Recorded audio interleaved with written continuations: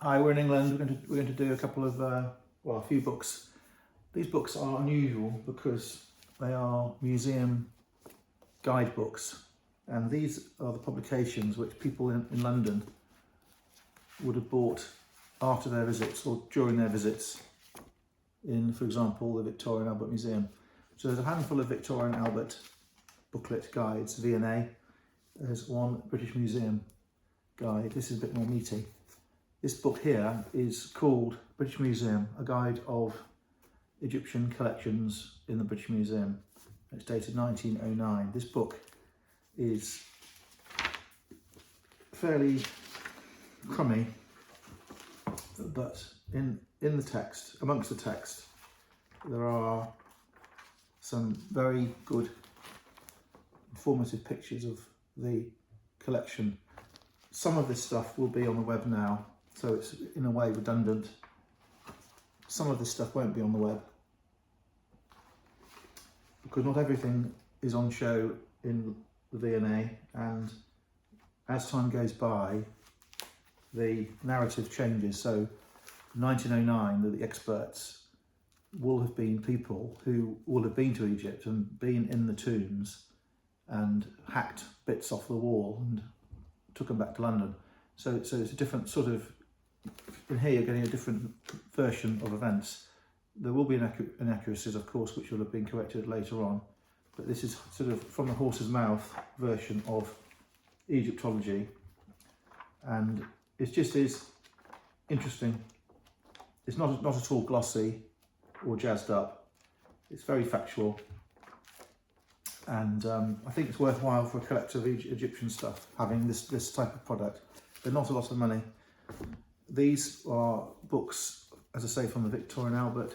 We'll go through them. So we have the same situation. We have the collection in London, which is only partially on display. And again, these books are about 100 and something years old. And it says 1925, so it's 100 years old.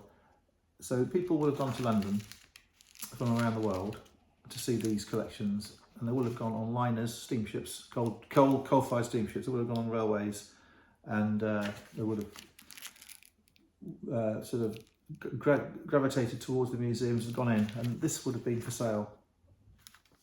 So someone's bought this one here. This is called Picture Book of English Porcelain Figures. And you've got some variety there. And these are similar to the continental figures, I suppose, pretty much. Nevertheless, it's of interest. We've got another one. This says Picture Book of Peasant Pottery. These are not titles you get in these days. It's a different sort of title. And this is full of stuff that the London experts thought was peasant pottery.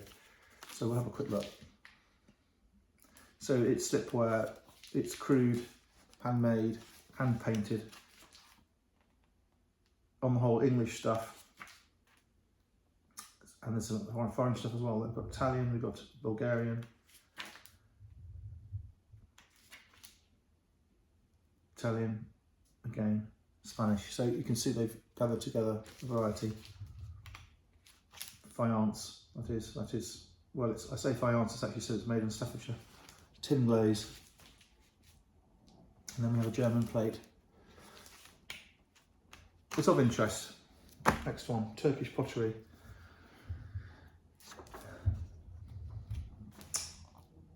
This stuff is fairly exotic, and some of it would be called Isnik now. I don't know any about it particularly, other than it's exotic and nice.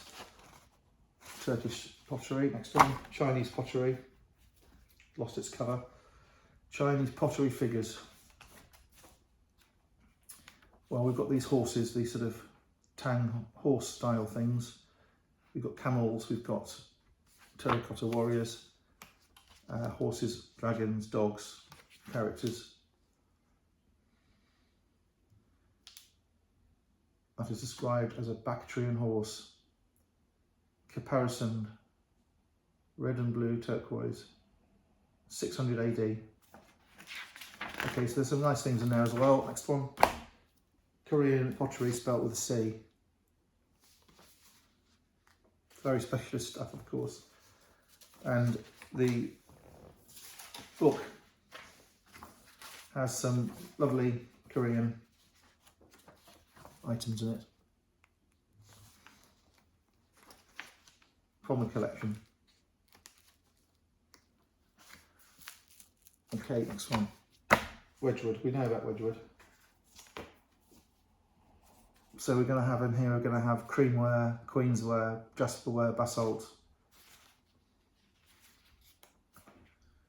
cream coloured earthenware,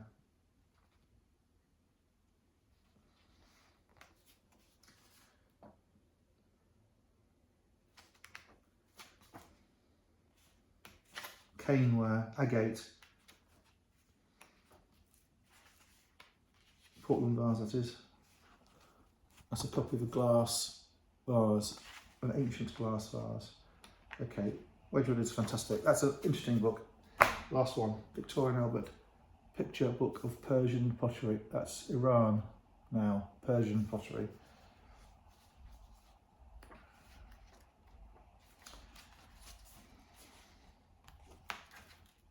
It's lovely stuff, of course it is. Lovely. Black and white photographs, but they're good photographs. This has a lustre, this stuff, some of it. Okay, so we've talked about these books, these museum books which are available very cheaply, and it's just a bit more information on these collections in London. Okay, thank you.